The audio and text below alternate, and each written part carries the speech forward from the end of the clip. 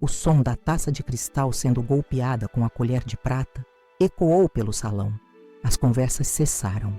Todos os olhares se voltaram para o centro da mesa, onde meu marido se levantava, com aquele sorriso que eu já conhecia tão bem. Um sorriso que não alcançava os olhos. Um sorriso que para os outros parecia charme, mas que para mim anunciava tempestades. Quero fazer um brinde à minha esposa, Paloma, que completa 38 anos hoje. As luzes do restaurante Estrela do Mar iluminavam as taças de champanhe, os talheres de prata, o brilho das joias. Tentei sorrir, mas o inchaço ao redor do meu olho direito tornava um movimento doloroso. A maquiagem que apliquei por quase 1 hora mal conseguia esconder o tom roxo escuro que se espalhava pela minha pálpebra, até amassando o rosto. Como todos podem notar, continuou Theo, seu olhar fixo em mim com uma intensidade que fazia meu estômago revirar. Minha esposa está com um pequeno acidente no rosto. Alguns convidados trocaram olhares desconfortáveis. Vi minha amiga Eliane apertar o guardanapo com tanta força que os nós dos seus dedos ficaram brancos. Do outro lado da mesa, Osvaldo, sócio de Theo, estudava o próprio prato, como se ali estivesse escrito o segredo da vida. Isso foi uma lição para ela aprender a ser útil. As palavras caíram no salão como pedras em água parada.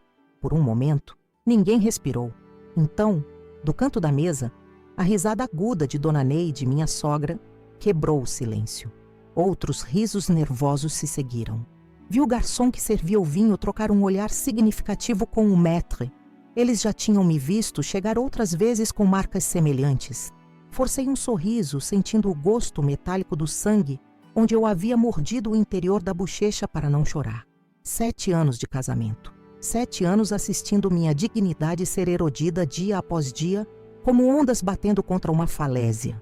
Quantas vezes eu havia ensaiado levantar daquela mesa, caminhar até a porta e nunca mais olhar para trás. Mas o medo sempre foi mais forte. Medo de não ter para onde ir. Medo das ameaças de Theo. Medo de perder tudo o que construí. Enquanto os convidados voltavam às suas conversas, agora mais contidas, me permiti observar o salão. O Estrela do Mar, último empreendimento de Theo, era um monumento à ostentação. Lustres importados da Itália, piso de mármore de Carrara, vista para o mar de Guarujá.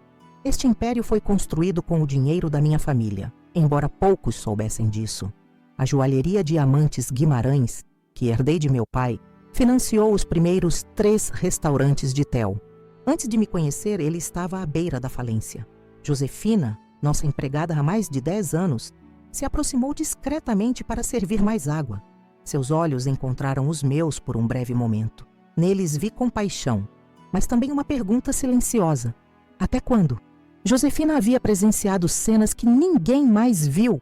O dia em que Theo quebrou o vaso Ming na minha cabeça, porque o jantar para seus investidores atrasou. A noite em que ele me arrastou pelos cabelos pela mansão no Morumbi, porque encontrou uma ligação do meu irmão Jonas no meu celular. As inúmeras manhãs em que ela me ajudou a cobrir hematomas, a engolir a dor, a inventar desculpas. Olhei para o colar de safiras azuis em meu pescoço. Um presente de desculpas pela surra da noite anterior. Cada pedra custava mais do que muitos ganham em 1 ano. Cada pedra representava uma nova promessa quebrada.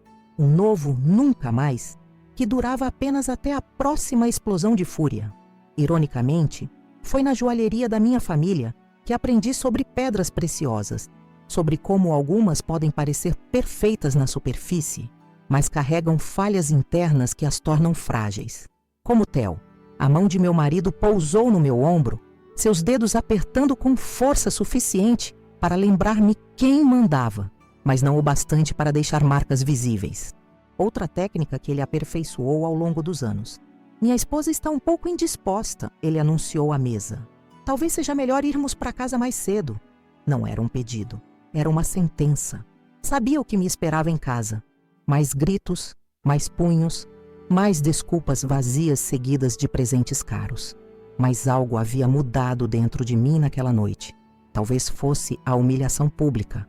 Talvez fosse o riso de Dona Neide. Talvez fosse simplesmente a gota d'água depois de um oceano de abusos. No reflexo da faca de prata à minha frente, vi minha imagem distorcida, o olho roxo, o sorriso forçado. Não me reconheci. Aquela não era eu. Aquela era uma sombra do que eu havia sido um dia. Quando Theo anunciou nossa partida, algo cristalizou em minha mente. Um plano que havia estado adormecido por anos, esperando o momento certo. Como administradora da joalheria, eu tinha acesso a conhecimentos que poucas pessoas possuem. Sobre metais, sobre venenos, sobre como algumas substâncias podem ser absorvidas pela pele em contato com certos catalisadores. O carro nos esperava na entrada do restaurante. O motorista, como sempre, fingiu não notar a tensão entre nós. O caminho até a mansão no Morumbi foi feito em silêncio. Cada esquina que passávamos era mais um momento de preparação para o que eu sabia que viria. Mais um momento para fortalecer minha resolução. Na segurança do quarto, depois que Theo finalmente adormeceu, peguei meu celular e enviei uma mensagem para Eliane. Precisava de sua ajuda como advogada, mas também como amiga. Em seguida, contatei Osvaldo. Sua paixão secreta por mim era o pior segredo guardado nos círculos empresariais de São Paulo. Ele faria qualquer coisa para me ver livre de Theo. Por último, enviei uma mensagem para meu irmão Jonas em Belo Horizonte. Como médico, ele teria acesso a informações que eu precisaria. Deitada na escuridão, escutando a respiração pesada de Theo ao meu lado, percebi que meu aniversário marcava não apenas o início de um novo ano em minha vida, mas o fim de uma era de submissão. O plano que começava a se formar em minha mente era complexo, perigoso, talvez até mesmo mortal. Mas depois de 7 anos vivendo no inferno, eu já não tinha nada a perder. Você já se perguntou até onde uma pessoa pode ir quando perde tudo, inclusive o medo? De onde você está assistindo agora? Deixe nos comentários sua cidade. Quero saber quem está acompanhando minha história hoje. Se é a primeira vez aqui no canal Vingança do Dia, se inscreva agora. Porque o que aconteceu depois daquela noite de aniversário mudou não apenas a minha vida, mas a vida de todos ao meu redor. E acredite, ninguém, absolutamente ninguém, riu de mim novamente. O primeiro encontro com Theo Barreto permanece nítido em minha memória, como uma fotografia que não desbota com o tempo. Era uma terça-feira de outono. O sol de São Paulo filtrava-se pelas amplas janelas da joalheria Diamantes Guimarães, no shopping Iguatemi. Eu arrumava uma vitrine de anéis de noivado quando ele entrou. Alto, porte elegante, terno italiano feito sob medida, sapatos que custavam o salário mensal de um dos meus vendedores. Seus olhos escanearam o ambiente com a precisão de um avaliador profissional antes de pousarem em mim. Preciso de algo exclusivo, declarou sem preâmbulos. Algo que ninguém mais tenha. Naquele dia, mostrei a ele nossas peças mais raras. Esmeraldas colombianas, rubis birmaneses, diamantes sul-africanos. Nada o impressionou. Foi quando mencionei uma safira azul royal que havíamos adquirido recentemente, uma pedra com história, que pertencera a uma família tradicional do Nordeste, que seus olhos finalmente brilharam com interesse genuíno. Quero essa pedra transformada em um broche, decidiu. Para a inauguração do meu terceiro restaurante. Durante as semanas que se seguiram, trabalhamos juntos no design. Encontros profissionais que logo se transformaram em almoços, depois jantares, depois noites inteiras conversando sobre sonhos e ambições. Theo falava dos restaurantes que queria abrir, das estrelas Michelin que ambicionava, da rede internacional que planejava estabelecer. Eu compartilhava minhas ideias para expandir a joalheria, criar uma marca própria, modernizar o negócio da família. Somos parecidos, você e eu, disse-me uma noite, enquanto observávamos a cidade do terraço do edifício Itália. Ambiciosos, determinados, dispostos a fazer o que for preciso. Casamos 6 meses depois numa cerimônia para 400 convidados na Catedral da Sé. Meu pai, Antônio, hesitante desde o início sobre a rapidez do relacionamento, entregou-me no altar com um sorriso tenso. Minha mãe, Mirtes, chorou durante toda a cerimônia. Por felicidade, pensei na época. Hoje sei que era preocupação. Ela percebeu o que eu, cega pela paixão e pelas promessas de uma vida extraordinária, não conseguia ver. O brilho frio nos olhos de Theo quando achava que ninguém estava olhando. Os primeiros meses foram como um sonho. Mudei-me para a mansão no Morumbi, assumi o papel de esposa do empresário em ascensão, comecei a participar de eventos beneficentes e coquetéis empresariais. Continuei administrando a joalheria, mas agora com uma nova perspectiva: criar peças exclusivas para a elite que frequentava os restaurantes de Theo. O primeiro sinal apareceu no 8º mês de casamento. Voltei tarde de um evento na joalheria. Um lançamento importante. Cobertura de imprensa, clientes VIP. Avisar a Theo que chegaria depois da meia-noite. Quando entrei em casa, encontrei-o sentado na escuridão da sala de estar, um copo de uísque na mão. Onde você estava? A voz dele saiu baixa, controlada. Expliquei sobre o evento, mostrei as fotos no celular, falei sobre os contatos feitos, as vendas realizadas. Ele ouviu em silêncio. Quando terminei, ele se levantou lentamente. Tentei te ligar 3 vezes, você não atendeu. Procurei meu celular, verificando as chamadas perdidas. Estava muito barulho, não ouvi. Desculpe, querido. Foi quando notei a mudança em seus olhos. O marrom quente transformou-se em algo opaco, como madeira petrificada. Ele se aproximou, tomou meu celular da minha mão e o arremessou contra a parede. O aparelho despedaçou-se, fragmentos plásticos e vidro espalhando-se pelo piso de mármore. Nunca mais, sussurrou ele, seu rosto a centímetros do meu. Ignore minhas ligações. Fiquei paralisada, incapaz de processar o que havia acabado de acontecer. Antes que pudesse reagir, ele já tinha subido as escadas, deixando-me sozinha com os restos do meu celular e a primeira rachadura, no que eu acreditava ser um casamento perfeito. Na manhã seguinte, encontrei sobre o travesseiro uma caixa da Tiffany, contendo um celular novo, o modelo mais recente, cravejado de diamantes. Junto um cartão escrito à mão: perdoe-me, não sei o que aconteceu comigo. Te amo mais que tudo. Aceitei as desculpas. Convenci-me de que foram um incidente isolado, estresse do trabalho, a pressão da abertura do novo restaurante. Todos têm momentos ruins, dizia a mim mesma. Todos perdem o controle às vezes. 3 semanas depois, tive minha primeira experiência com os punhos de Theo. Um jantar com investidores em nossa casa. O chefe contratado atrasou-se devido a um acidente na Marginal Pinheiros. O menu precisou ser modificado de última hora. Um dos pratos principais não ficou conforme as expectativas de Theo.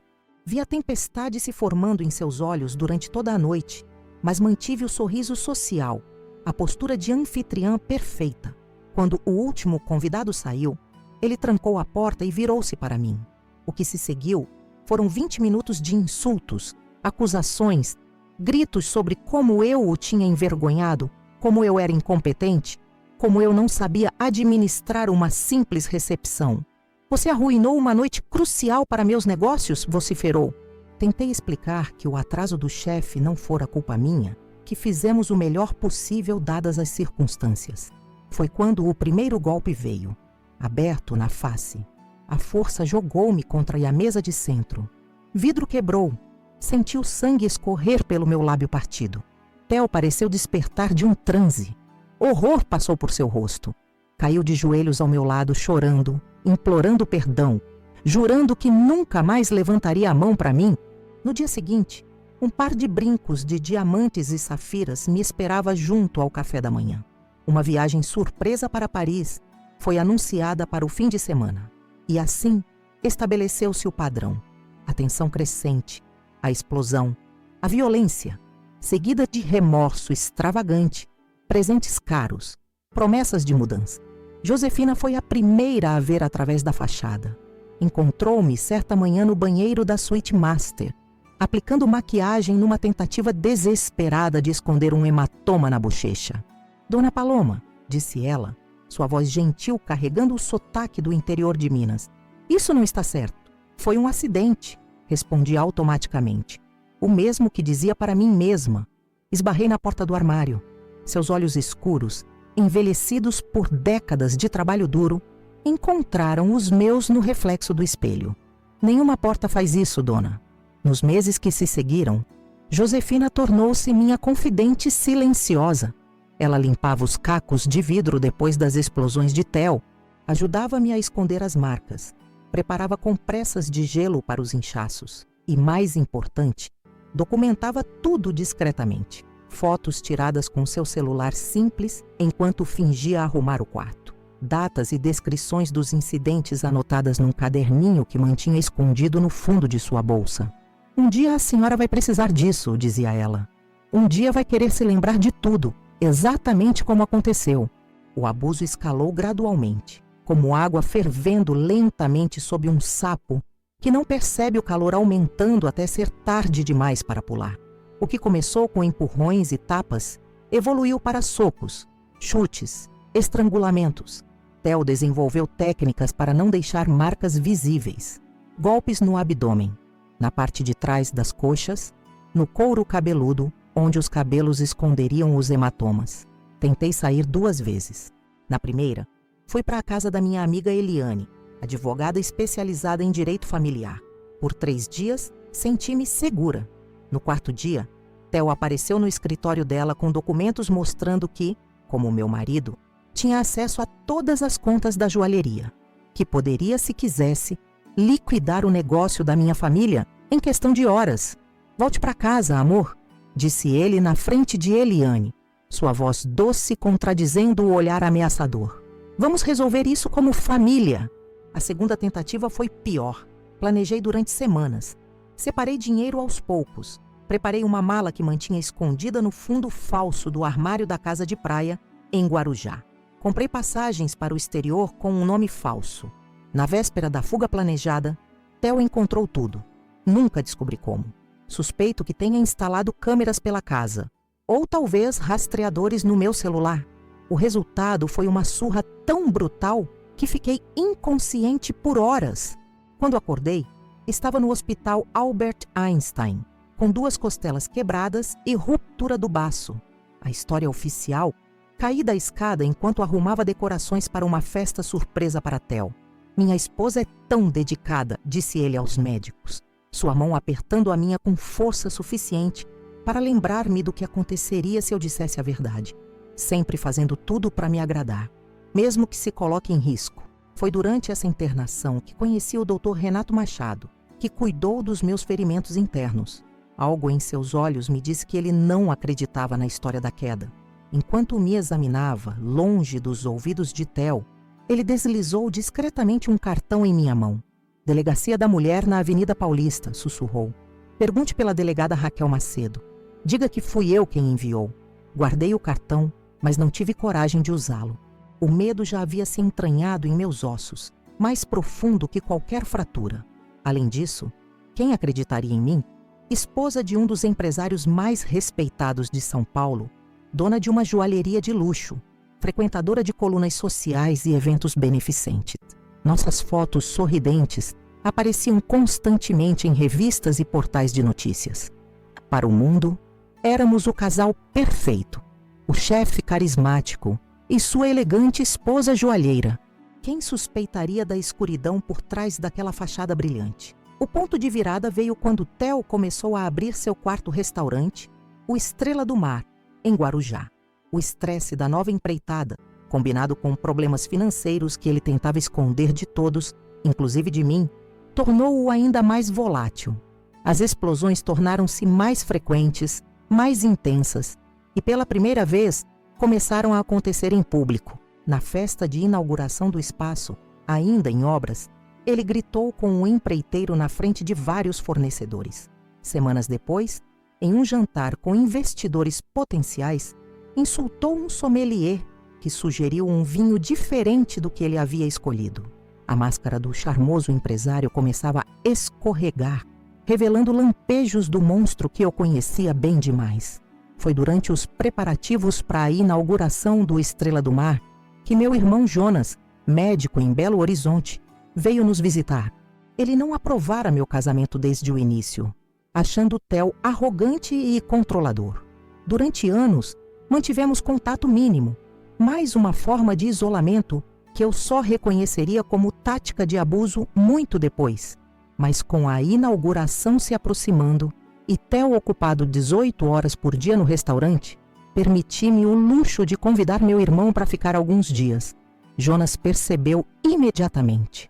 os sorrisos tensos, a forma como eu me encolhia ao menor ruído, como verificava o celular obsessivamente para não perder chamadas de Theo, como meus olhos constantemente buscavam as saídas de cada ambiente. "Você não está bem?", disse-me uma tarde, enquanto tomávamos café na varanda da mansão. "E não é apenas estresse do trabalho?" Neguei, claro. Anos de abuso me ensinaram a mentir com perfeição, a construir elaboradas histórias para explicar machucados, a justificar comportamentos inexplicáveis. Mas Jonas era médico, observador e, acima de tudo, meu irmão. "Paloma", disse ele, segurando minhas mãos com firmeza gentil, "você não precisa dizer nada. Só quero que saiba que, quando estiver pronta, estarei lá." A simplicidade daquelas palavras quebrou algo dentro de mim. Pela primeira vez em anos, permiti-me chorar. Não as lágrimas silenciosas que derramava sozinha no banheiro, mas soluços profundos, catárticos, que pareciam vir das profundezas da minha alma. Não contei tudo a Jonas, não ainda, mas aquele momento plantou uma semente. A ideia de que talvez, apenas talvez, existisse um caminho para fora daquele inferno em que vivia. Quando o meu aniversário se aproximou, Theo insistiu em uma celebração no novo restaurante, ainda em fase final de acabamento. Uma prévia para amigos íntimos e parceiros de negócios antes da grande inauguração. "Minha esposa merece o melhor", declarou ele em uma reunião com a equipe de marketing. Seu braço possessivamente ao redor da minha cintura, apertando com força suficiente para deixar marcas. Na véspera da celebração, tivemos uma das piores brigas. Theo descobrira que eu havia me encontrado com Eliane para almoço sem avisá-lo. O motivo do encontro? Discutir aspectos legais da joalheria, nada relacionado ao nosso casamento. Mas para Theo, qualquer ato de independência era uma traição.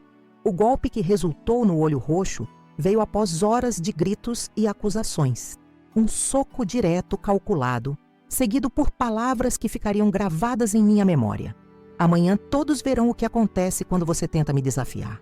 E viram, no jantar de aniversário, com o olho inchado e o espírito quebrado, escutei meu marido anunciar a dezenas de pessoas que meu ferimento era uma lição para aprender a ser útil. Vi os sorrisos nervosos, os olhares desviados, a risada estridente de Dona Neide.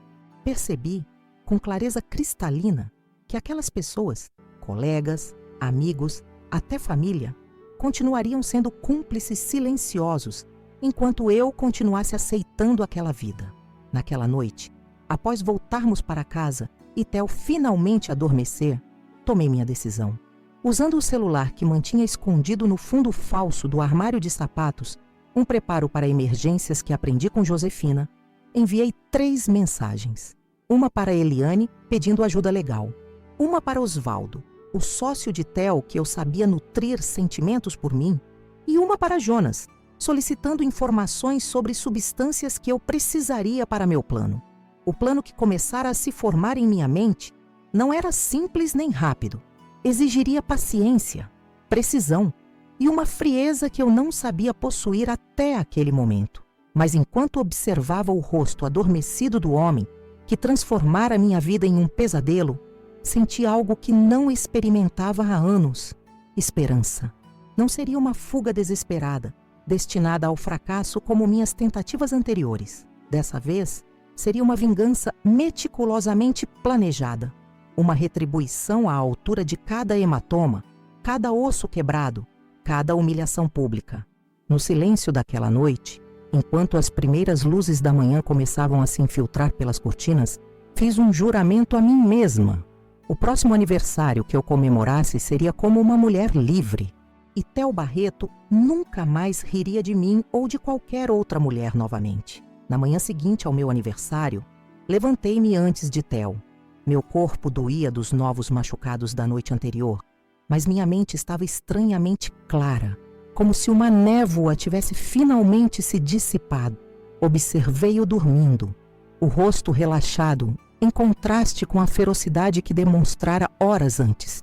Como podia alguém parecer tão pacífico e abrigar tanta violência dentro de si?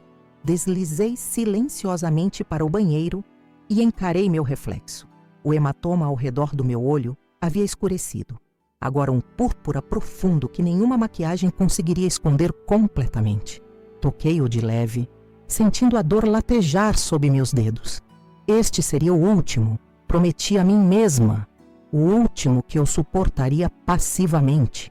Antes que Theo acordasse, vesti-me discretamente e saí para uma caminhada matinal, um hábito que ele tolerava desde que eu atendesse imediatamente qualquer ligação sua. No jardim da mansão, encontrei Josefina chegando para o trabalho.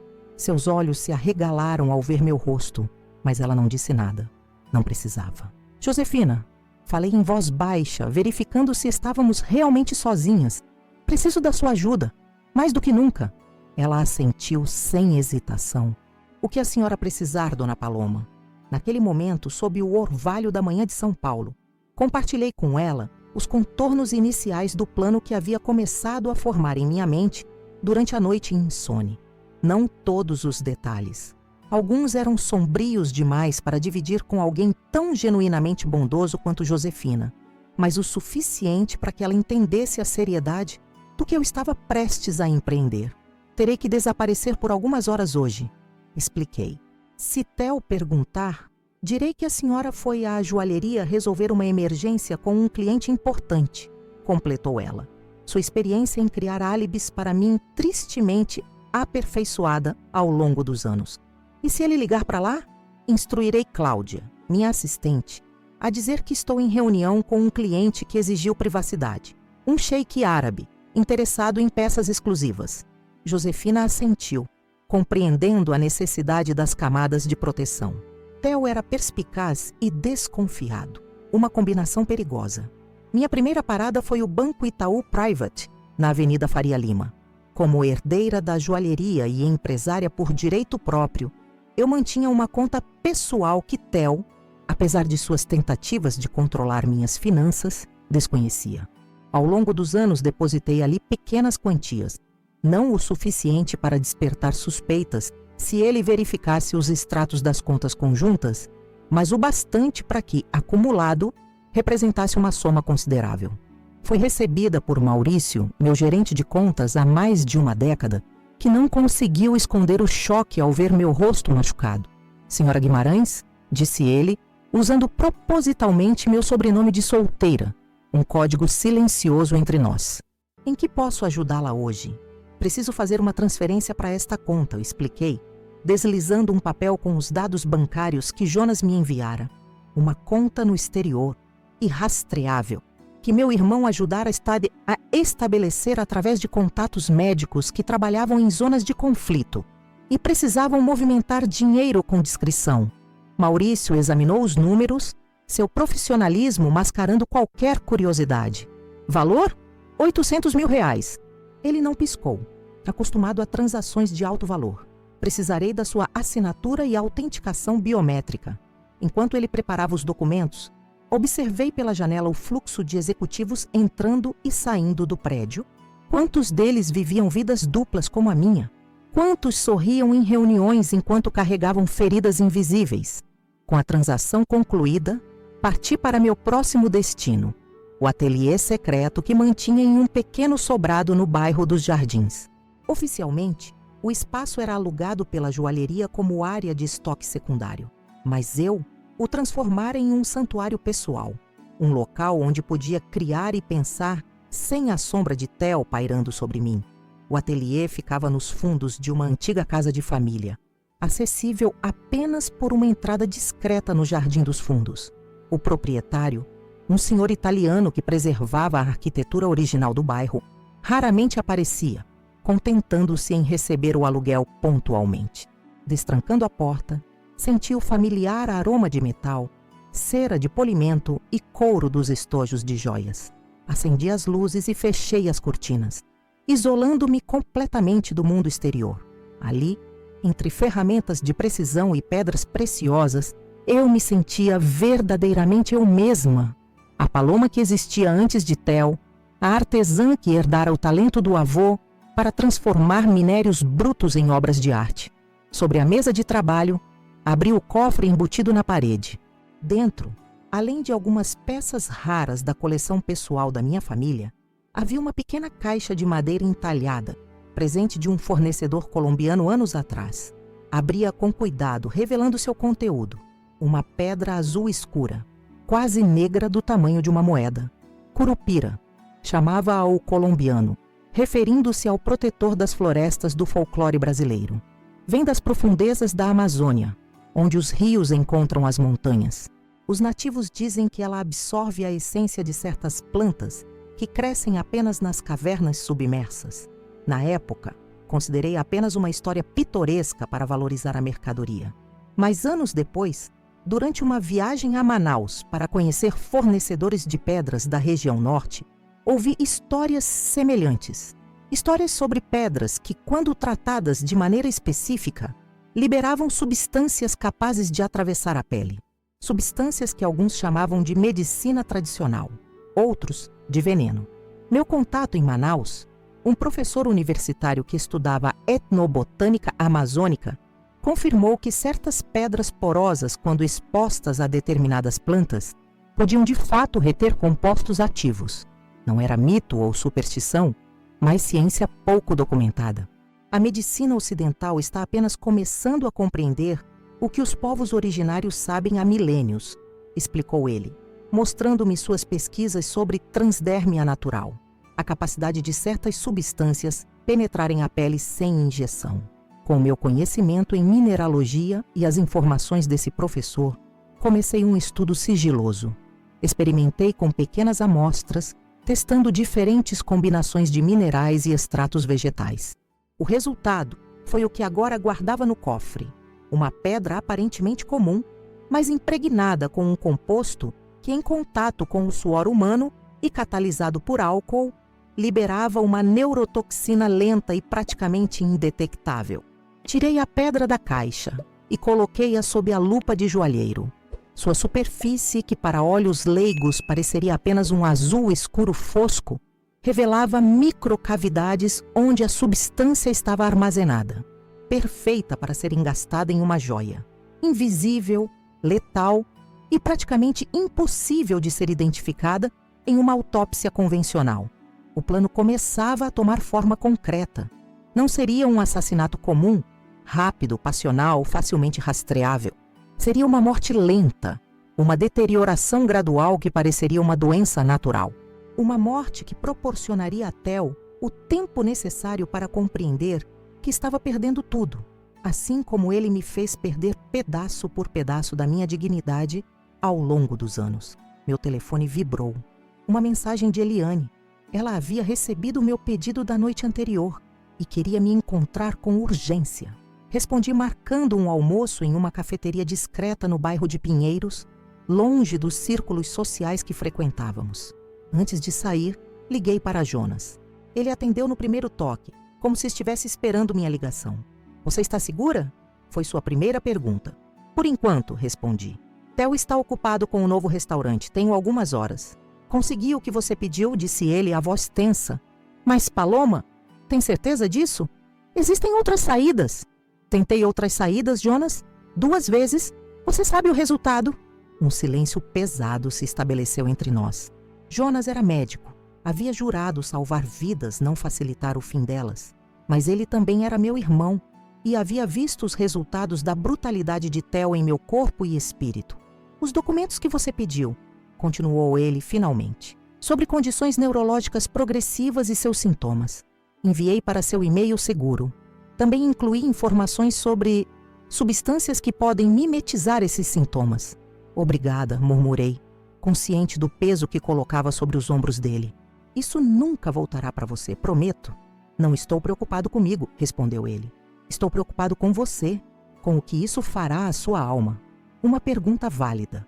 O que restaria de mim depois que eu executasse meu plano? A mulher que fui um dia, a joalheira apaixonada por criar beleza, sobreviveria à vingadora que estava me tornando? Minha alma já está comprometida, Jonas. No momento em que decidi ficar após o primeiro golpe, fiz um pacto com as sombras. Encontrei Eliane na cafeteria às 11h30, horário estrategicamente escolhido para evitar o rush do almoço. Ela já estava lá quando cheguei, um café esfriando à sua frente e uma pasta de documentos sobre a mesa. Advogada criminalista respeitada. Eliane construíra uma carreira defendendo mulheres em situações de violência doméstica. Conhecíamos-nos desde a faculdade, ela cursando Direito na São Francisco, enquanto eu estudava Administração na FGV. Nossa amizade sobrevivera aos anos e às tentativas de Theo de me isolar de todos que se importavam comigo. "Meu Deus, Paloma!" exclamou ela ao ver meu rosto. Apesar da maquiagem cuidadosamente aplicada, o inchaço e a coloração eram impossíveis de disfarçar completamente. "Não é tão ruim quanto parece", menti automaticamente, a frase ensaiada saindo com naturalidade. Eliane estendeu a mão sobre a mesa, segurando a minha. "Não faça isso. Não comigo. Não mais."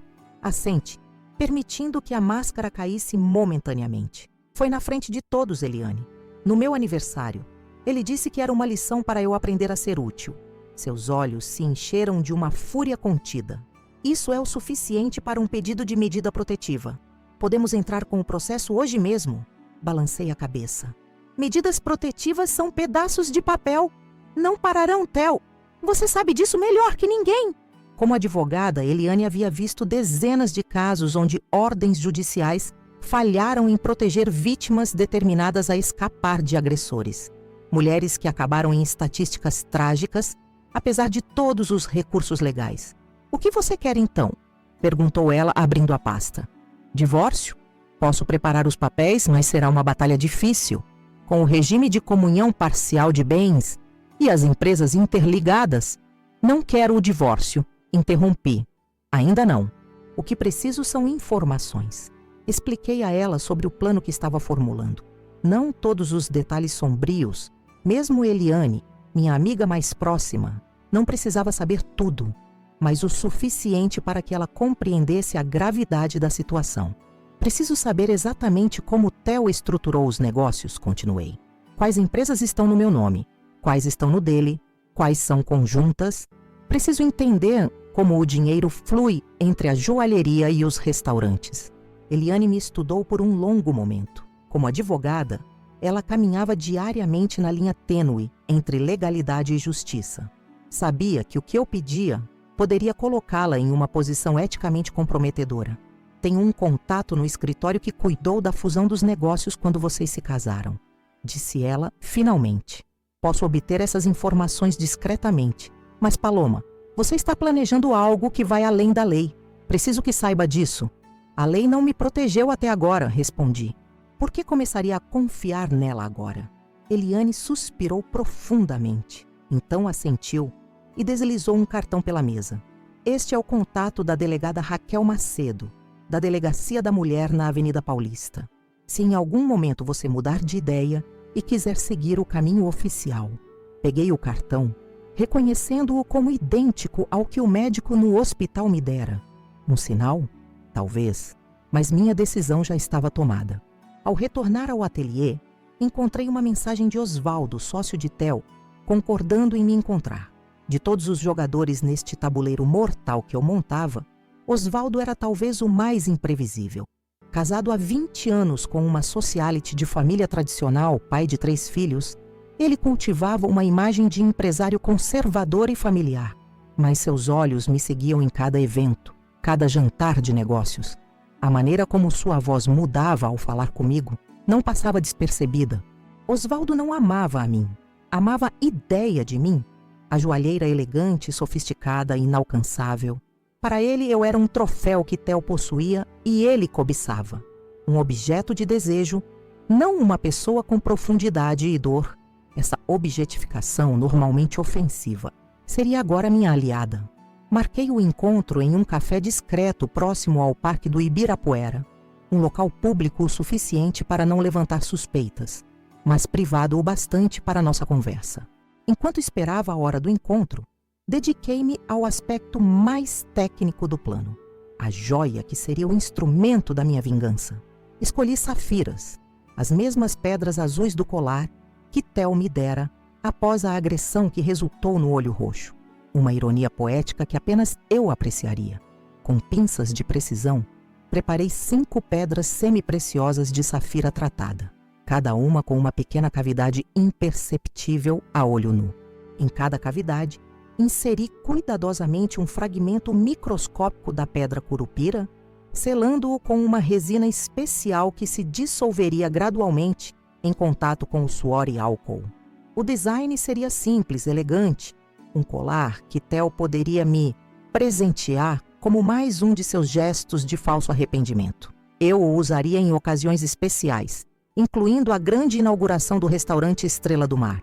A proximidade prolongada com minha pele ativaria o composto, que seria transferido sutilmente a Theo, através do contato físico, seus beijos possessivos em meu pescoço, suas mãos sempre segurando a nuca, sob o pretexto de carinho, mas realmente como forma de controle.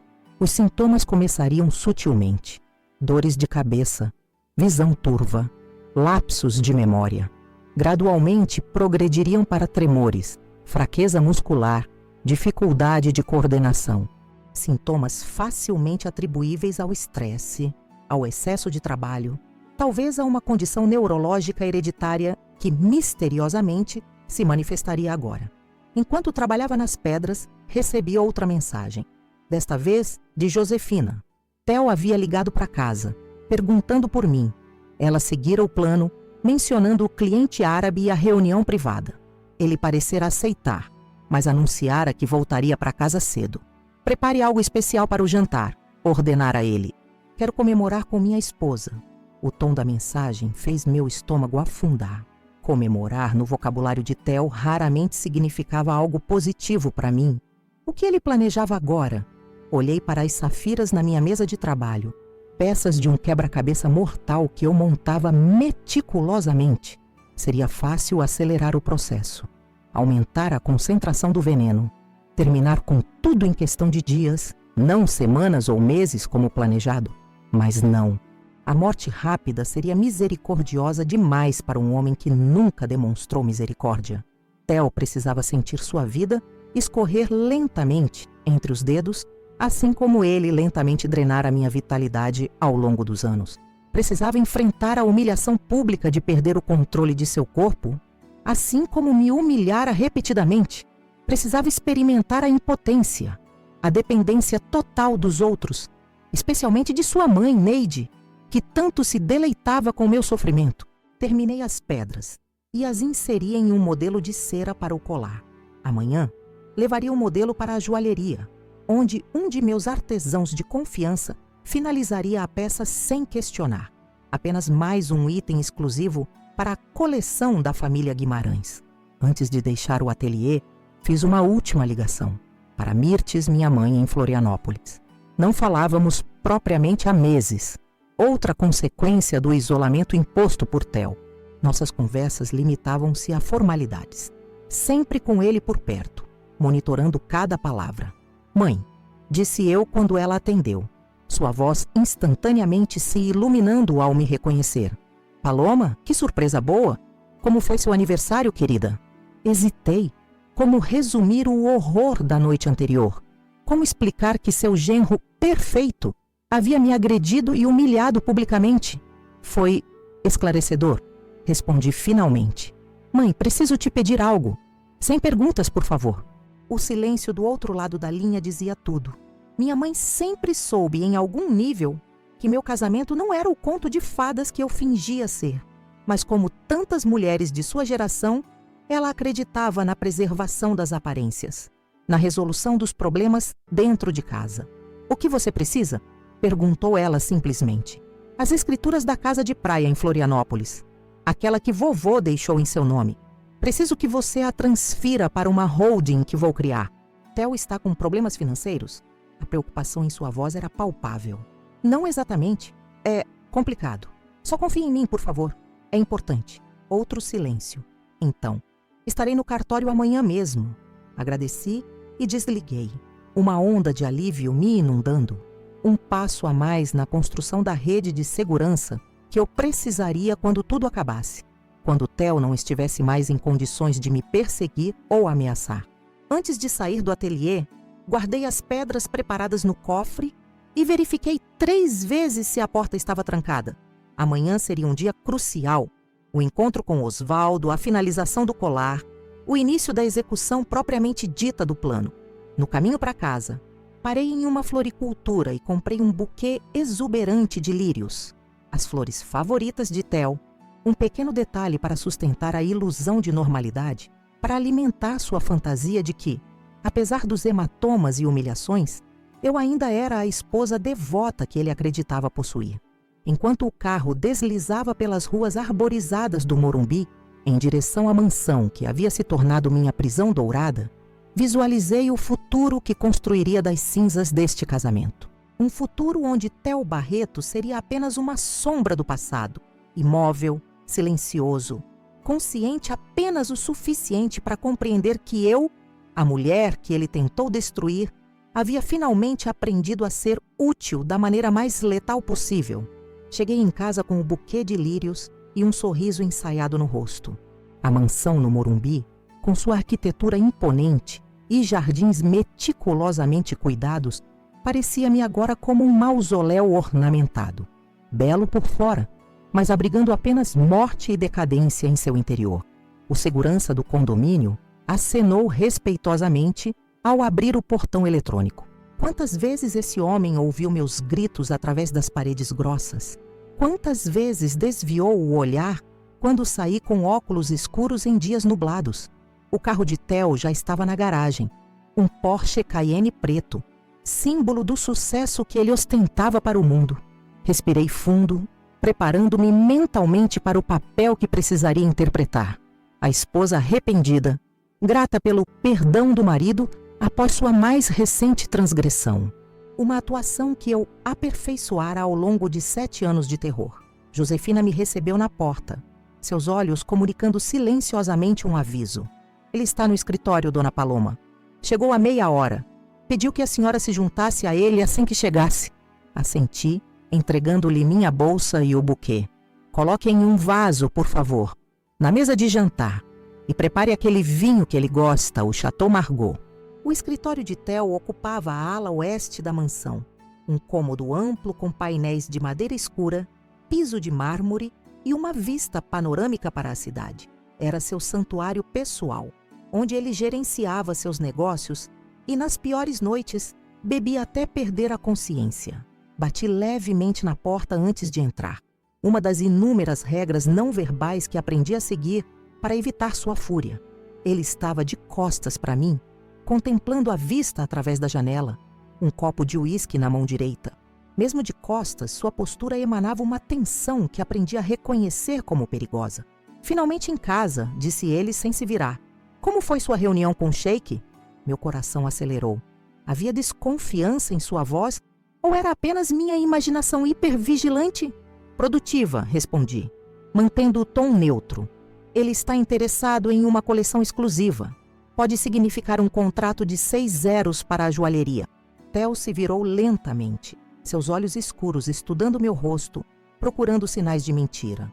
O hematoma ao redor do meu olho agora adquirira tons de púrpura profunda e verde amarelado nas bordas. Ele o examinou sem remorso aparente, como um artista avaliando sua obra. 6 zeros, é? Parece que minha esposa finalmente está aprendendo a ser útil de verdade. Engoli o ódio que subiu como bile em minha garganta. Aprendo rápido quando tenho um bom professor. Um sorriso lento se formou em seus lábios. O mesmo sorriso que um dia achei charmoso e agora reconhecia como o prenúncio de crueldade. Ele caminhou em minha direção, colocou o copo na mesa e ergueu a mão para tocar meu rosto. Resisti ao impulso de me esquivar. Comprei algo para você, anunciou, mudando abruptamente de assunto. Um presente para compensar nosso desentendimento. Era sempre assim.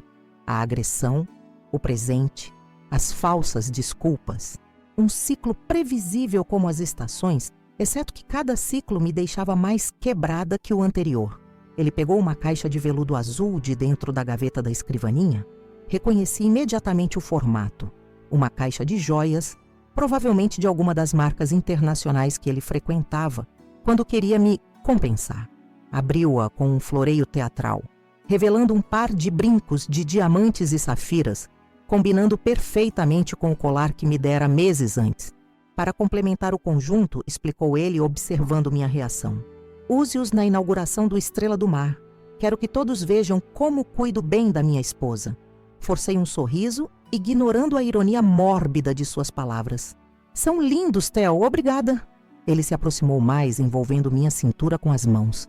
Seu hálito cheirava a uísque caro e cigarros, uma combinação que agora associo instintivamente ao perigo. Sabe o que mais comprei? Sussurrou ele, seus lábios perigosamente próximos ao meu ouvido. Um vestido, azul royal, para combinar com as joias, exclusivo, desenhado especialmente para você. Eu sabia o que significava um vestido exclusivo na linguagem de Theo, algo revelador, desenhado para me exibir como um troféu para seus associados. Mais uma forma de controle, de marcar território. Mal posso esperar para vê-lo, menti. Ele afastou-se ligeiramente, examinando meu rosto. Você parece diferente hoje. Há algo que deva me contar? Por um instante aterrorizante, imaginei que ele pudesse ler meus pensamentos, ver o plano que eu tecera meticulosamente ao longo do dia. Mantive a expressão neutra com esforço sobre-humano. Diferente como? Ele estreitou os olhos. Não sei, mas determinada. Baixei o olhar, um gesto de submissão que aprendi a usar como escudo. Talvez seja apenas a perspectiva de um grande negócio para a joalheria. Você sempre disse que eu deveria levar os negócios mais a sério. Isso pareceu satisfazê-lo. Theo adorava quando eu repetia suas próprias palavras, reforçando a ilusão de que ele moldata meus pensamentos. Vamos jantar, decidiu ele. Pedi ao chefe para preparar algo especial, uma pequena celebração privada antes da grande inauguração. Jantamos sob o lustre de cristal na sala de jantar formal, cercados por obras de arte caríssimas e móveis de design italiano. O chefe contratado havia preparado um menu de degustação de 8 tempos, cada prato mais elaborado que o anterior. Theo falou sem parar sobre o Estrela do Mar, sobre os críticos gastronômicos que estariam presentes, sobre as personalidades que confirmaram presença. Eu assentia e sorria nos momentos certos, minha mente a quilômetros dali, ensaiando cada detalhe do plano para o dia seguinte. O encontro com Osvaldo, a finalização do colar venenoso, as transferências financeiras que precisaria iniciar. Estou pensando em expandir para o exterior, anunciou Theo, entre um gole de vinho e outro. Dubai, talvez, ou Nova York. Ambicioso, comentei, mantendo o tom neutro. É o que nos diferencia dos medíocres, não é? A ambição, a disposição para fazer o que for necessário. Ele ergueu sua taça em um brinde particular. Foi o que vi em você naquele primeiro dia na joalheria. Aquele brilho nos olhos, aquela fome. Pensei na jovem que fui há 7 anos. Ambiciosa, sim, determinada, mas também ingênua, incapaz de reconhecer o predador disfarçado de parceiro. O que Theo viu em meus olhos não foi apenas ambição, foi a vulnerabilidade de alguém que acreditava no amor como força transformadora. O que aconteceu com aquela garota, Paloma? Perguntou ele, como se lesse meus pensamentos. Às vezes sinto falta dela. A crueldade casual da pergunta me atingiu como um golpe físico. Foi ele quem destruiu aquela garota metodicamente, golpe após golpe, humilhação após humilhação. E agora fingia nostalgia pela sua vítima. Ela cresceu, respondi simplesmente, um sorriso enviesado tocou seus lábios. Cresceu, é? Ou apenas aprendeu seu lugar? Antes que eu pudesse responder, Josefina entrou silenciosamente para servir a sobremesa, uma elaborada construção de chocolate e frutas vermelhas. A interrupção me deu alguns segundos para recompor a máscara de submissão que ameaçava escorregar. Após o jantar, Theo anunciou que precisava fazer algumas ligações. Retirei-me para nosso quarto, agradecida pelo momento de solidão. Tomei um banho demorado, deixando a água quente lavar o cheiro dele da minha pele. Sob o barulho do chuveiro, permiti-me alguns minutos de choro silencioso. Não de desespero, mas de raiva purificadora. Naquela noite, enquanto Theo dormia ao meu lado, permaneci acordada, observando o teto e repassando mentalmente cada etapa do plano. Amanhã começaria oficialmente a queda de Theo Barreto, e eu estaria lá para assistir a cada doloroso segundo. A manhã seguinte trouxe consigo um céu nublado, apropriado para o que eu estava prestes a iniciar. Theo saiu cedo para supervisionar os preparativos finais do Estrela do Mar. cuja inauguração oficial aconteceria em 3 dias. Assim que ouvi o Porsche deixar a garagem, levantei-me com uma energia renovada. Meu primeiro compromisso era com Osvaldo no café próximo ao Parque do Ibirapuera. Vesti-me com cuidado calculado, elegante o suficiente para manter as aparências, mas com um toque de vulnerabilidade para despertar o instinto protetor que sabia existir nele. Osvaldo já me esperava quando cheguei, sentado em uma mesa discreta nos fundos do estabelecimento. Ele se levantou imediatamente ao me ver, seus olhos se arregalando ao notar o hematoma em meu rosto, que a maquiagem apenas atenuava. "Meu Deus, Paloma, o que aconteceu?" perguntou ele, sua voz misturando choque e algo que interpretei como uma excitação sombria, a emoção de um homem que vislumbra uma oportunidade na desgraça alheia. "Você sabe exatamente o que aconteceu, Osvaldo", respondi sentando-me. "Não insulte minha inteligência fingindo surpresa." Ele teve a decência de parecer constrangido. Todos no círculo íntimo de Theo sabiam da violência. Todos escolheram ignorá-la por conveniência ou medo. "Por que me chamou aqui?" perguntou ele após um silêncio desconfortável. Inclinei-me ligeiramente, baixando a voz. "Porque preciso de informações que só você possui. E porque sei que você não recusaria um pedido meu." O rubor em suas bochechas confirmou o que eu já sabia. Osvaldo poderia ser sócio de Theo nos negócios, mas seu maior desejo era tomar meu marido em outra arena. Um desejo que eu usaria sem remorso. Que tipo de informações? A verdadeira situação financeira dos restaurantes. Não o que Theo apresenta nas reuniões de diretoria, mas a realidade crua. Fluxos de caixa reais. Dívidas. Investimentos paralelos. Osvaldo empalideceu visivelmente. "O que você está insinuando?" "Não estou insinuando nada, Osvaldo. Estou dizendo claramente que sei que há discrepâncias.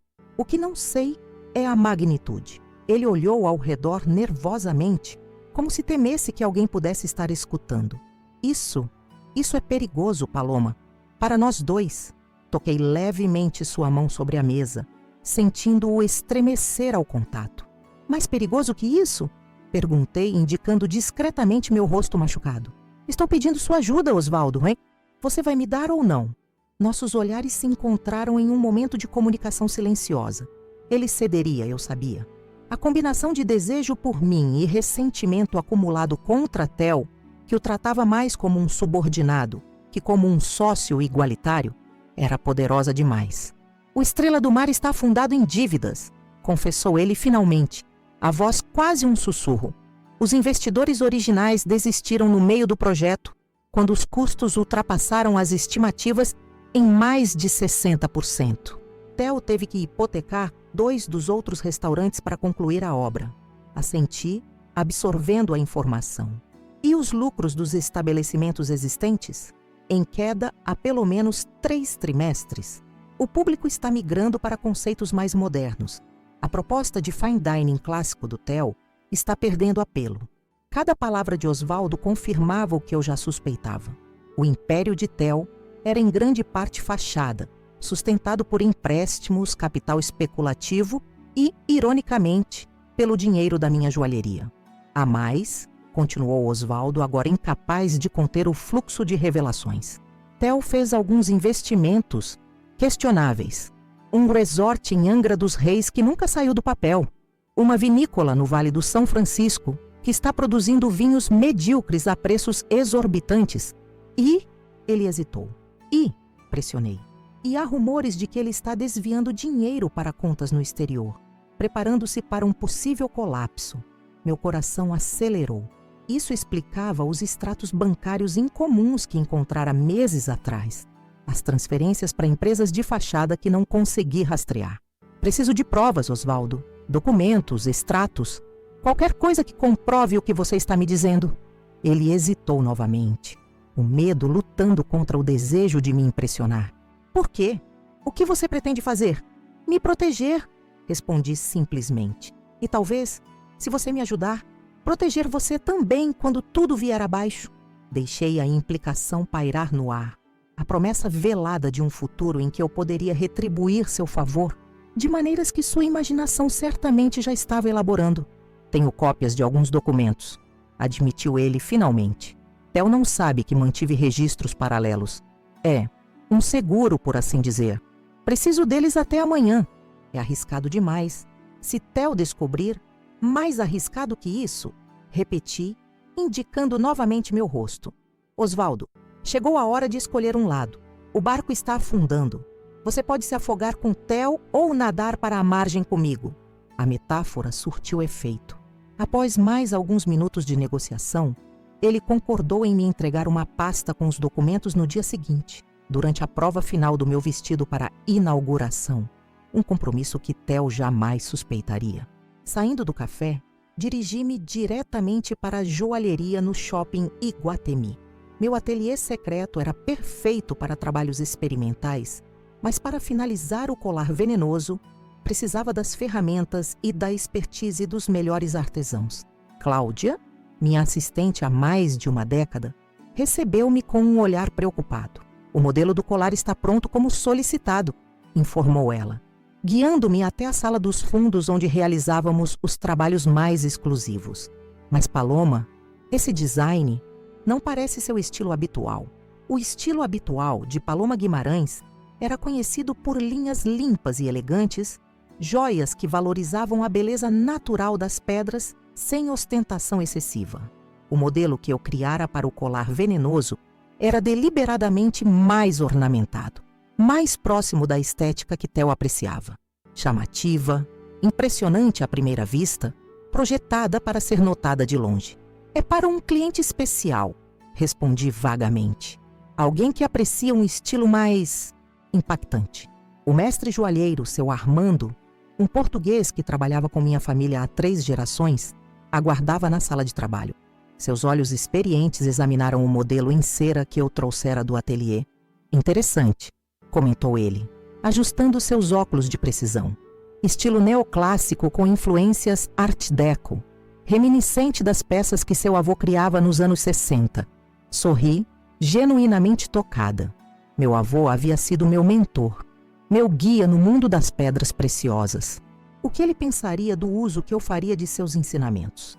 Vamos usar estas safiras, expliquei, mostrando a seu Armando as 5 pedras que preparei cuidadosamente. Já estão polidas e prontas para engaste. O velho artesão pegou uma das pedras com sua pinça, examinando-a contra a luz. Por um momento terrível, pensei que ele pudesse notar algo incomum, alguma imperfeição na superfície, algum sinal do veneno oculto em seu interior. Belas pedras, disse ele finalmente. Cor excepcional. Nível de saturação perfeito. Trabalho tailandês? Brasileiro, na verdade. De uma mina pequena em Minas Gerais. Ele assentiu, aparentemente satisfeito com a explicação. Podemos ter o colar pronto em 3 dias, se trabalharmos com prioridade. Preciso para amanhã à noite, respondi. É um presente especial. Seu Armando franziu o senho, mas não questionou. Na hierarquia da joalheria, minha palavra era lei. Teremos que trabalhar durante a noite, então. Pagarei horas extras naturalmente. E um bônus pela urgência. Deixei a joalheria com a promessa de que o colar estaria pronto até o final da tarde seguinte. A próxima etapa de meu plano entrava em ação. Dirigi até a delegacia da mulher na Avenida Paulista. Não para registrar uma denúncia, como o médico e Eliane haviam sugerido, mas para outro propósito igualmente crucial. A delegada Raquel Macedo me recebeu em sua sala, sem necessidade de apresentações. Como figura proeminente do mundo empresarial paulistano, meu rosto era conhecido, especialmente nos círculos que lidavam com violência doméstica entre a elite. Senhora Guimarães, disse ela, apontando para a cadeira à frente de sua mesa. Seus olhos perspicazes notaram imediatamente o hematoma parcialmente coberto pela maquiagem. Finalmente decidiu nos procurar. Não perguntei como ela sabia da minha situação. A rede informal de proteção a mulheres em São Paulo era mais eficiente do que muitos imaginavam. Não vim registrar uma denúncia, esclareci imediatamente. Ela assentiu sem surpresa. Raramente é a primeira visita. Vim porque preciso estabelecer um precedente, expliquei. Um registro histórico, sem necessariamente iniciar um processo formal agora. A delegada inclinou-se ligeiramente, seu interesse profissional aguçado. Continue. Quero documentar tudo. Fotografias dos ferimentos, depoimento gravado, declarações de testemunhas, tudo guardado em sigilo absoluto para uso futuro quando for necessário. Raquel me estudou por um longo momento. Em seus 20 anos de carreira, devia ter visto centenas de mulheres como eu, educadas, privilegiadas, presas em relacionamentos abusivos por complexas teias de dependência financeira, medo e vergonha social. Está planejando algo, observou ela. Não era uma pergunta. Estou planejando minha sobrevivência. Respondi com firmeza. E quero garantir que se algo der errado, haja um registro oficial da verdade. Ela assentiu lentamente. Podemos fazer isso. Não é o procedimento padrão, mas já criamos protocolos semelhantes para casos de alto risco. Mas, senhora Guimarães, Paloma, sua voz suavizou-se ao usar meu primeiro nome. Devo alertá-la que qualquer ação que ultrapasse a lei... Não estou pedindo conselhos legais, delegada. Interrompi suavemente. Apenas um registro fidedigno dos fatos. 2 horas depois, saí da delegacia com um pequeno dispositivo USB escondido na bolsa. Nele, meu depoimento detalhado sobre 7 anos de abusos. Fotografias forenses de todos os ferimentos visíveis em meu corpo. Declarações preliminares de Josefina e Eliane. Um dossiê completo de violência que espero nunca precisaria ser usado, mas que existiria como uma apólice de seguro contra o pior cenário possível. Meu último compromisso daquele dia foi com o banco, onde iniciei a transferência de ativos da joalheria para novas estruturas corporativas criadas discretamente ao longo dos meses anteriores. Não estava roubando. A joalheria era legalmente minha, herança da minha família. Estava apenas protegendo-a do inevitável colapso financeiro que se aproximava. Ao retornar para casa no final daquele dia exaustivo, encontrei Theo inesperadamente na mansão. Ele me esperava no hall de entrada, um copo de uísque na mão e uma expressão indecifrável no rosto. "Dia ocupado?"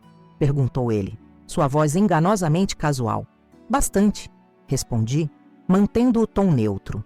"A joalheria está em temporada de alta e os preparativos para seu grande dia também exigem atenção." Ele assentiu, seus olhos nunca deixando meu rosto. "Encontrei Osvaldo hoje à tarde. Mencionou ter te visto." Meu coração falhou uma batida, mas mantive a expressão impassível.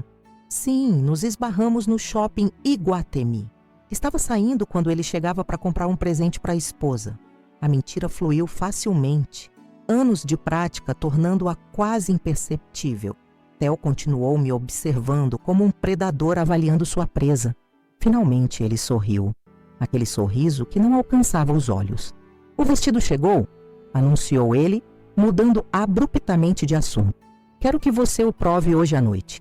"Claro", concordei, sentindo alívio ao perceber que ele aparentemente aceitara minha explicação. Mal posso esperar para vê-lo. Enquanto subia as escadas para nosso quarto, senti seu olhar nas minhas costas. Um arrepio percorreu minha espinha. Não de medo, mas de antecipação. Em menos de 24 horas, o colar estaria pronto. Em 3 dias, na grande inauguração do Estrela do Mar, a primeira fase do meu plano estaria em ação. Theo Barreto, o homem que destruíra minha vida, começaria lentamente a perder a dele. E eu estaria lá, assistindo a cada segundo de sua queda, usando as safiras azuis que seriam seu instrumento de destruição, tão azuis quanto o hematoma que ele orgulhosamente exibira como lição para mim. A lição no final seria minha para ensinar. A noite da inauguração do Estrela do Mar finalmente chegou. O céu sobre Guarujá estava limpo, as estrelas brilhando sobre o oceano como cúmplices silenciosas do que estava prestes a acontecer. Vesti o vestido azul royal que Theo escolhera, um modelo de alta costura italiano com um decote profundo nas costas que revelava a pele nua até quase a base da coluna. O tecido fluido abraçava meu corpo como água, criando a ilusão de movimento mesmo quando eu estava parada. Diante do espelho, coloquei os brincos de safira que ele me dera, cada pedra capturando e refletindo a luz dos lustres do quarto. Por último, o colar, minha criação, meu instrumento de vingança. Seu Armando o entregara pessoalmente na tarde anterior, dentro de um estojo de veludo negro. "Uma das peças mais extraordinárias que já criamos", declarou ele com orgulho profissional. inconsciente do verdadeiro propósito daquela joia. O colar era magnífico, não podia negar. 5 safiras principais, incluindo as que eu preparara com o veneno, conectadas por intrincados trabalhos em ouro branco e pequenos diamantes que brilhavam como gotas de orvalho congeladas. Uma obra de arte mortal. Deslumbrante, comentou Theo ao entrar no quarto e me ver completamente arrumada.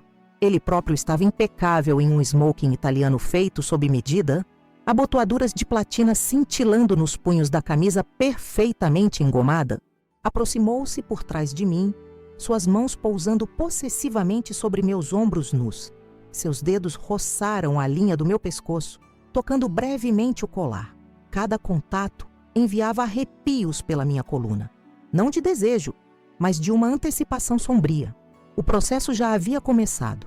A substância impregnada nas safiras começava sua lenta transferência. Primeiro para minha pele, depois para a dele. Esta noite, sussurrou ele em meu ouvido, todos verão o casal perfeito que somos. O empresário visionário e sua deslumbrante esposa. Sorri para nossos reflexos no espelho. Sim, todos verão exatamente quem realmente somos. O percurso até Guarujá foi feito na limusine que Theo alugara especialmente para a ocasião. No banco traseiro, ele falava incessantemente sobre os detalhes finais do restaurante, os críticos gastronômicos confirmados, as personalidades que estariam presentes. Sua excitação era palpável. Esta seria a coroa de sua carreira, o estabelecimento que o colocaria definitivamente no mapa da alta gastronomia internacional. Enquanto ele falava, eu observava a paisagem passar pela janela escurecida. Quanto tempo até os primeiros sintomas aparecerem? O professor de etnobotânica de Manaus mencionara variações individuais na absorção da toxina. Para alguns, os efeitos começariam em horas. Para outros, poderia levar dias. A manifestação inicial seria sutil, leve tontura, uma sensação de desorientação, talvez uma dor de cabeça persistente. Nada que não pudesse ser facilmente atribuído ao estresse de uma grande inauguração. O Estrela do Mar erguia-se imponente à beira-mar, sua arquitetura contemporânea de vidro e aço, capturando e refletindo as luzes do oceano. Uma fila de carros de luxo já se formava na entrada, onde um tapete azul, não vermelho, Theo insistira nesta diferenciação, estendia-se da calçada até a porta principal. Fotógrafos de revistas de celebridades e colunistas sociais aglomeravam-se na entrada. Flashes explodindo como miniaturas de relâmpagos quando Theo emergiu da limusine e estendeu a mão para me ajudar a sair. Sorri para as câmeras, a máscara social firmemente no lugar. Theo Barreto, Paloma, aqui! Os fotógrafos gritavam tentando capturar o ângulo perfeito. Theo envolveu minha cintura com um braço possessivo, sua mão pousando exatamente sobre um hematoma recente, que ninguém podia ver sob o tecido do vestido. A pressão era dolorosa. Intencionalmente, eu sabia. Sua forma de me lembrar quem estava no controle, mesmo cercados por centenas de testemunhas. O interior do Estrela do Mar era de tirar o fôlego, mesmo eu tendo que admitir. Theo supervisionara pessoalmente cada detalhe. O teto de vidro que oferecia uma visão cristalina do céu estrelado. As paredes com painéis de madeira nobre trazida especialmente da Amazônia. Os aquários embutidos onde peixes tropicais multicoloridos nadavam preguiçosamente. O ambiente combinava sofisticação contemporânea com elementos brasileiros sutis. Exatamente o conceito fusão moderna com raízes nacionais, que ele tanto propagandeava. A lista de convidados para aquela noite era exclusiva. Empresários influentes, políticos, celebridades, críticos gastronômicos internacionais. Todos aqueles que Theo considerava dignos de testemunhar seu momento de glória. Incluindo, claro, sua mãe. Dona Neide chegou logo depois de nós, trajando um vestido verde esmeralda que contrastava severamente com seus cabelos tingidos de loiro. Seus olhos críticos escanearam o ambiente antes de pousarem em mim. O sorriso que me dirigiu era tão falso quanto as pérolas que adornavam seu pescoço. Paloma, querida, disse ela, beijando o ar próximo às minhas bochechas. O olho já está bem melhor. Quase não se nota com essa maquiagem toda. retribuiu o sorriso venenoso. Obrigada por se preocupar, Neide. Como sempre. Ao seu lado, Theo fingiu não ouvir o comentário, cumprimentando efusivamente um crítico gastronômico francês que acabara de chegar. Sua mãe aproveitou a breve privacidade para se inclinar e sussurrar em meu ouvido. Ele deveria ter batido mais forte. Talvez assim você aprendesse de verdade. Mantive o sorriso fixo, sentindo o colar contra minha pele como uma promessa silenciosa. Não se preocupe, Neide. Todos aprenderemos nossas lições eventualmente. Osvaldo chegou acompanhado da esposa, uma mulher pálida e silenciosa que há muito parecia resignada ao casamento de aparências. Nossos olhares se cruzaram brevemente, um entendimento tácito passando entre nós. Ele havia entregado os documentos prometidos, escondidos no forro da caixa do meu vestido durante a prova final. Páginas e mais páginas de evidências da fragilidade financeira do império de Theo, contratos questionáveis, dívidas ocultas, desvios de fundos. À medida que a noite avançava, observei Theo circular pelo salão, uma taça de champanhe sempre na mão, seu charme em exibição máxima. Ocasionalmente, ele retornava ao meu lado, sua mão invariavelmente encontrando meu pescoço, dedos roçando as safiras do colar, inconsciente do veneno que lentamente penetrava em seu sistema. Foi durante o coquetel que notei o primeiro sinal. Theo parou subitamente no meio de uma conversa, uma expressão confusa cruzando seu rosto por um instante. Ele piscou várias vezes, como se tentasse clarear a visão, antes de retomar o fio da conversa. Minutos depois, vi-o discretamente massageando a têmpora. Começava. Por volta das 9 da noite, todos os convidados foram direcionados para o salão principal, onde mesas impecavelmente arrumadas aguardavam. Theo e eu ocupamos a mesa central, acompanhados pelos convidados mais ilustres, o prefeito de Guarujá, um senador federal, 2 críticos gastronômicos internacionais e, claro, Dona Neide. O jantar seria o ponto alto da noite, um menu degustação de 12 tempos, cada prato representando uma região do Brasil reinterpretada com técnicas da alta gastronomia francesa e japonesa. Theo levantou-se para fazer o discurso de abertura, taça de champanhe em mãos. Bem-vindos ao Estrela do Mar, começou ele, sua voz projetando-se pelo salão com a confiança de quem nasceu para os holofotes. Esta noite marca não apenas a inauguração de um restaurante, mas a realização de um sonho.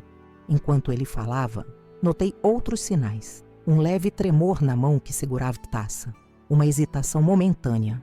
Como se por um segundo ele tivesse esquecido o que ia dizer. Pequenas gotas de suor formando-se em sua testa, apesar do ambiente perfeitamente climatizado.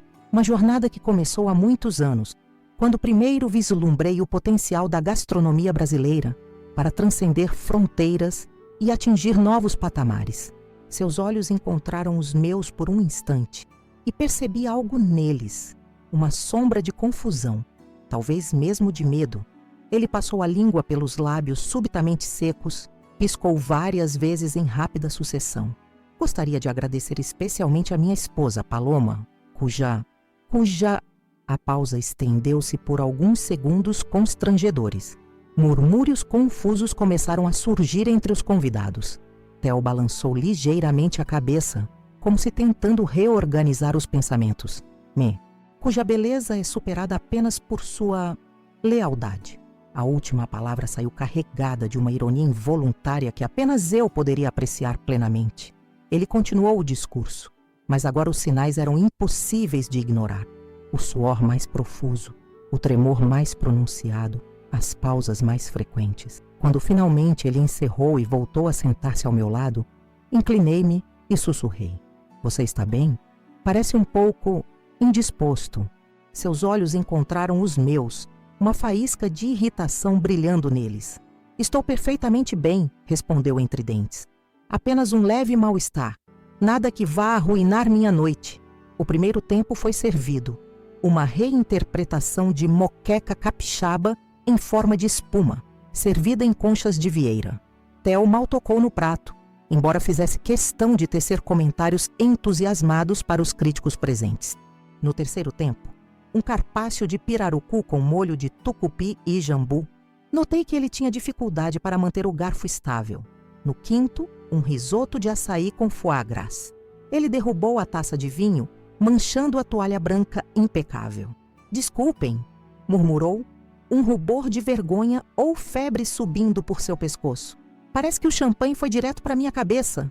O prefeito riu educadamente, mas percebi os olhares trocados entre os críticos. Na alta gastronomia, controle e precisão eram tudo. Um chefe que não conseguia segurar sua taça não inspirava confiança. Ao chegar ao 8º tempo, Theo suava profusamente. Seu rosto estava pálido, exceto por 2 manchas vermelhas nas maçãs do rosto. Ele piscava constantemente, como se lutasse para manter o foco. Foi quando o crítico francês fez uma pergunta sobre a sustentabilidade dos ingredientes amazônicos utilizados no menu que o colapso começou de verdade. Theo levantou-se para responder, mas suas pernas pareceram falhar. Ele se apoiou pesadamente na mesa, derramando molho sobre o vestido de Dona Neide. Tentou falar, mas as palavras saíram arrastadas, quase incompreensíveis. Theo, chamou o senador, preocupação genuína em sua voz. Você está bem? Meu marido tentou responder, mas apenas um grunhido saiu de seus lábios. Seus olhos estavam desfocados, as pupilas dilatadas. Então, como uma árvore abatida, ele desabou no chão de mármore com um baque surdo. O caos instalou-se instantaneamente, pessoas levantando-se, cadeiras sendo arrastadas, vozes em pânico. Alguém gritou por um médico. Dona Neide soltou um guincho agudo, correndo para o filho caído. Eu também me levantei, o rosto composto na máscara perfeita de esposa desesperada. Chamem uma ambulância, ordenei, minha voz tremendo na medida exata de preocupação. Um médico que estava entre os convidados abriu caminho até Theo. Ajoelhou-se ao seu lado, verificando pulsação e pupilas. Ele está tendo algum tipo de ataque, anunciou. Precisamos levá-lo ao hospital imediatamente. Minutos depois, paramédicos entravam apressadamente no restaurante. Theo foi colocado numa maca, tubos de oxigênio conectados, monitor cardíaco apitando em intervalos irregulares. Acompanhei-os até a ambulância, segurando a mão inerte de meu marido, sussurrando palavras de encorajamento que soavam falsas até para meus próprios ouvidos. No Hospital Albert Einstein, para onde Theo foi transferido de helicóptero de Guarujá, uma equipe de neurologistas o recebeu. Exames foram realizados em rápida sucessão. Ressonâncias, tomografias, análises sanguíneas. Dona Neide e eu aguardávamos na sala reservada para familiares de pacientes VIP, um silêncio tenso estabelecido entre nós. O que aconteceu com meu filho? Perguntou ela finalmente, sua voz rouca de tanto chorar. Balancei a cabeça, os olhos cuidadosamente marejados. Não sei, Neide. Ele parecia bem durante todo o dia. Talvez o estresse, a pressão da inauguração. Ela me encarou com desconfiança mal disfarçada. Antes que pudesse responder, o médico-chefe da equipe neurológica entrou na sala. Seu rosto grave já anunciava notícias não promissoras. Senhora Barreto, senhora Guimarães, começou ele sentando-se à nossa frente. A situação do senhor Theo é complexa. Ele sofreu o que parece ser um ataque neurológico severo, afetando principalmente as funções motoras e parte das funções cognitivas. Vai passar? Indagou Neide, agarrando-se à manga do jaleco branco do médico. Ele vai se recuperar? O médico hesitou, escolhendo cuidadosamente as palavras. Ainda é cedo para prognósticos definitivos. Os exames mostram dano significativo em certas áreas do cérebro, mas o corpo humano tem capacidade notável de recuperação.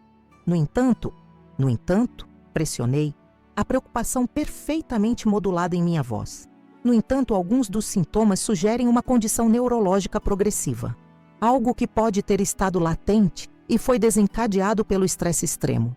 Ele consultou suas anotações. Há histórico de doenças neurológicas na família? Neide empalideceu visivelmente. Meu pai, gaguejou ela, teve algo semelhante.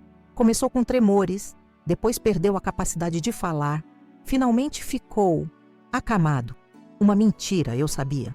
O pai de Neide morrera de ataque cardíaco fulminante aos 50 anos, mas a semente da explicação natural estava plantada, exatamente como eu planejara. Isso pode ser relevante, concordou o médico. Certas condições neurológicas têm componente genético forte. Faremos mais testes nos próximos dias. Quando finalmente nos permitiram ver Theo, a visão que encontrei foi de uma satisfação sombria que lutei para não demonstrar. Tubos e fios saíam de seu corpo inerte. Um respirador forçava ar para dentro e para fora de seus pulmões. Monitores registravam os sinais vitais em bips rítmicos. Mas o mais impressionante eram seus olhos. Abertos, conscientes, presos em um corpo que não mais respondia aos comandos cerebrais. Theo estava em locked-in síndrome, completamente paralisado, exceto pelos movimentos verticais dos olhos, mas plenamente consciente, exatamente como eu planejara. Vivo o suficiente para testemunhar sua queda, incapaz de fazer qualquer coisa a respeito. Nos dias que se seguiram, enquanto Theo permanecia no hospital, coloquei em ação a fase final do plano. Com os documentos fornecidos por Osvaldo, convoquei uma reunião de emergência com os acionistas e investidores dos restaurantes. Apresentei provas incontestáveis da má gestão financeira, dos desvios de fundos, das dívidas ocultas. Como esposa e sócia, sinto-me na obrigação de transparência total. Declarei na sala de reuniões lotada, minha voz embargada na medida exata de emoção. Especialmente agora, com Theo incapacitado, devemos enfrentar a realidade da situação. A realidade era devastadora. O império gastronômico de Theo estava à beira do colapso. O Estrela do Mar, que deveria ser sua obra-prima, era na verdade um buraco negro financeiro que consumira recursos de todos os outros estabelecimentos. Apenas 2 restaurantes ainda operavam no lucro. Os demais acumulavam prejuízos crescentes há vários trimestres. A única salvação, concluí, depois de apresentar todos os fatos sombrios, é uma reestruturação completa. Uma fusão com a Diamantes Guimarães, convertendo os ativos viáveis em uma nova holding. Os acionistas, já pálidos diante dos números apresentados, agarraram-se a esta tábua de salvação como náufragos. Em questão de horas, papéis foram assinados, procurações emitidas. Em dias, advogados e contadores trabalhavam na reestruturação proposta. Em semanas, eu havia assumido o controle efetivo de todos os negócios, os meus e os de Theo. Enquanto isso, o estado de saúde de meu marido permanecia estável, um eufemismo médico para sem esperança de melhora. Os neurologistas finalmente chegaram ao diagnóstico que eu sutilmente induzira: uma rara condição neurodegenerativa hereditária, provavelmente desencadeada pelo estresse extremo da inauguração. Ele precisará de cuidados especializados 24 horas por dia, explicou o médico-chefe. Recomendamos uma clínica de longa permanência, embora atendimento domiciliar também seja possível, desde que com equipe completa. Foi Dona Neide quem tomou a decisão. Levarei meu filho para casa, declarou ela. Aquela mulher que rira da minha humilhação. Cuidarei dele pessoalmente. O lar que ela escolheu não foi a mansão no Morumbi, mas o sítio isolado em Atibaia, onde Theo passara parte da infância. Uma propriedade remota, cercada por eucaliptos, a 2 horas de São Paulo. Suficientemente longe para que as visitas fossem inconvenientes, suficientemente isolada para manter as aparências de uma família unida na desgraça. Perfeito para meus propósitos. Na primeira visita após a transferência, encontrei Theo instalado em um quarto espaçoso com vista para os jardins. Equipamentos médicos sofisticados monitoravam suas funções vitais. Uma enfermeira eficiente ajustava o soro. Dona Neide, envelhecida 10 anos em questão de semanas, observava da poltrona ao lado da cama. Preciso de um momento a sós com meu marido, solicitei. Neide hesitou, mas finalmente assentiu e saiu, seguida pela enfermeira. Quando a porta fechou, aproximei-me da cama. Os olhos de Theo me seguiram, os únicos músculos que ele ainda conseguia controlar voluntariamente. Neles, vi o reconhecimento, a compreensão e, finalmente, o terror. Sentei-me na beirada da cama, ajustando o colar de safiras que ainda usava, agora livre de veneno, mas mantido como um lembrete silencioso. Não se preocupe com os negócios, disse suavemente, como quem conforta um doente. Está tudo sob controle. Os restaurantes rentáveis foram mantidos, os outros vendidos. A joalheria está expandindo para o mercado internacional. Sua mãe recebe uma generosa mesada para manter este lugar e seus cuidados. Tudo perfeitamente administrado. Seus olhos se arregalaram ligeiramente, a única forma de expressão que lhe restava. Inclinei-me mais perto, meus lábios quase tocando seu ouvido. Lembra-se do meu aniversário, Theo? Do meu olho roxo? Do que você disse diante de todos? Que foi uma lição para eu aprender a ser útil? Uma lágrima solitária escorreu pelo canto de seu olho imóvel. Esta é a sua lição, sussurrei. Uma lição sobre consequências, sobre karma, sobre o preço de cada hematoma, cada osso quebrado, cada humilhação. Uma lição que você terá todo o tempo do mundo para absorver. Levantei-me, ajustando meu vestido elegante, não mais o azul que ele escolhera, mas um modelo vermelho sangue que eu mesma desenhara. Voltarei no mês que vem, e no próximo, e no seguinte, para contar como estão os negócios, como sua mãe está envelhecendo cuidando de você, como todos seguiram em frente enquanto você permanece aqui, congelado no tempo. Um monumento vivo à sua própria crueldade, retornando para você. Saindo do quarto, encontrei Neide no corredor. Seu olhar era uma mistura de ressentimento e dependência. Ela agora vivia da minha generosidade. Um fato que certamente amargava cada minuto de sua existência. Como ele está?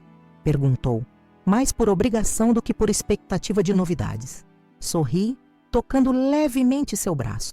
Igual. Mas ele é forte, Neide. Pode viver assim por décadas. O horror nos olhos dela foi quase tão satisfatório quanto o terror nos de Theo. Dirigindo de volta para São Paulo, observei a paisagem rural transformar-se gradualmente em subúrbios, depois no caos urbano da megalópole. O sol se punha no horizonte, banhando tudo em tons dourados e vermelho sangue. Uma paleta apropriada para o encerramento deste capítulo da minha vida. Naquela noite, em meu novo apartamento no alto de um arranha-céu em Itaim Bibi, não mais a mansão no Morumbi, que vendera assim que possível, sentei-me na varanda com uma taça de vinho, observando as luzes da cidade, que agora me pertencia de uma forma que Theo jamais compreenderia. O telefone tocou. Era Eliane, verificando como eu estava após a visita. Você está bem? Perguntou, preocupação genuína em sua voz. Estou em paz, respondi honestamente. Não era felicidade, exatamente. A mulher que conhecia a felicidade morrera anos atrás, com o primeiro golpe de Theo. O que eu sentia era algo diferente, mais frio, mais calculado, mas também mais verdadeiro. A satisfação de uma balança reequilibrada, a quietude que vem depois da tempestade, a certeza de que, finalmente, eu havia aprendido a ser útil, para mim mesma. 5 anos se passaram desde aquela noite no Estrela do Mar. 5 anos desde que Theo Barreto, o poderoso empresário da gastronomia de São Paulo, desabou diante dos olhares horrorizados da alta sociedade paulistana. 5 anos desde que tomei de volta o controle da minha vida, usando contra ele as mesmas armas que ele usara para me subjugar. Paciência, planejamento e uma disposição para fazer o impensável. O império que construí das cinzas do nosso casamento floresceu além das expectativas. A joalheria Diamantes Guimarães expandiu-se internacionalmente, com lojas em Nova York, Paris e Dubai. Os 2 restaurantes rentáveis que mantive foram reinventados, recebendo ao todo 3 estrelas Michelin. Meu nome, antes sempre associado ao de Theo como a esposa do chefe, agora é reconhecido por si só no mundo dos negócios e das artes. Quanto a Theo, continua exatamente onde o deixei, imóvel numa cama no sítio em Atibaia, consciente, mas incapaz de se comunicar, exceto pelos movimentos dos olhos. Sua mãe, Dona Neide, envelheceu prematuramente cuidando dele. Seu rosto agora marcado por rugas profundas que contam a história de noites sem dormir e dias sem esperança. Mantenho minha promessa de visitá-lo mensalmente. Sento-me ao lado de sua cama e conto as novidades, os negócios, os prêmios recebidos, os lugares que visitei, as pessoas que conheci, Falo sobre como a vida seguiu em frente para todos, exceto para ele. Como seus amigos pararam gradualmente de perguntar sobre sua saúde. Como seus restaurantes agora carregam outro nome, outra marca. Como sua presença foi apagada, substituída, esquecida. Em cada visita, vejo em seus olhos a mesma consciência atormentada. Ele entende tudo. Sabe exatamente o que aconteceu naquela noite. Sabe que não foi uma doença hereditária misteriosa que o colocou naquela cama, mas sim as safiras azuis que eu usava no pescoço, as mesmas que ele tocava orgulhosamente enquanto me exibia como um troféu. As pedras que ele nunca suspeitou serem instrumentos de sua própria destruição. Algumas pessoas me perguntam se sinto remorso, se a vingança trouxe a paz que eu buscava. A resposta não é simples. Não sinto prazer no sofrimento de Theo, não da forma que ele sentia prazer no meu. O que sinto é mais complexo. Uma espécie de justiça poética realizada, um equilíbrio restaurado ao universo. Durante 7 anos, vivi um pesadelo acordada, prisioneira em uma gaiola dourada, meu corpo e mente sistematicamente quebrados por um homem que jurou me amar e proteger. Agora ele vive seu próprio pesadelo interminável, preso em um corpo que se recusa a obedecer, observando impotente, enquanto eu vivo a vida que ele tentou me negar. Josefina ainda trabalha comigo, não mais como empregada, mas como gerente da casa. Eliane tornou-se sócia na joalheria, trazendo sua expertise legal para nossas expansões internacionais.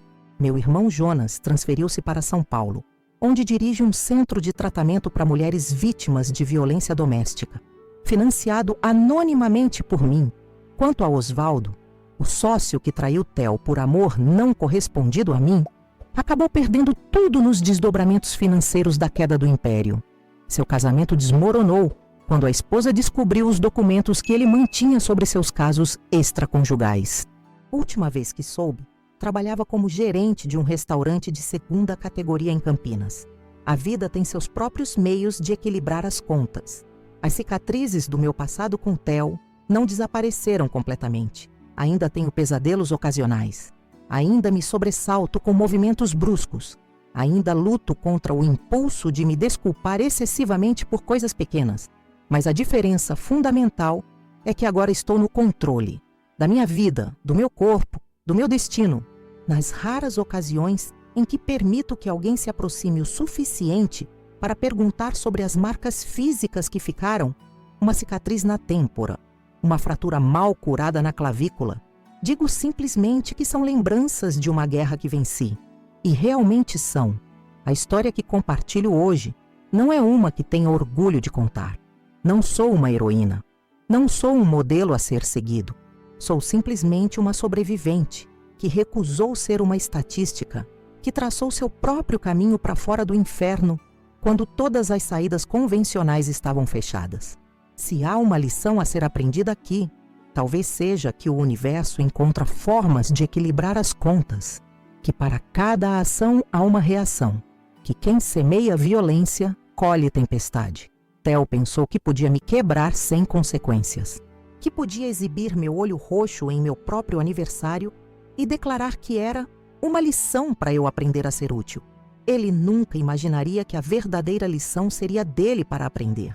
Hoje, enquanto ele permanece congelado no tempo, incapaz de falar ou se mover, sou eu quem floresce, quem cresce, quem vive plenamente. A mulher que ele tentou destruir não apenas sobreviveu, prosperou.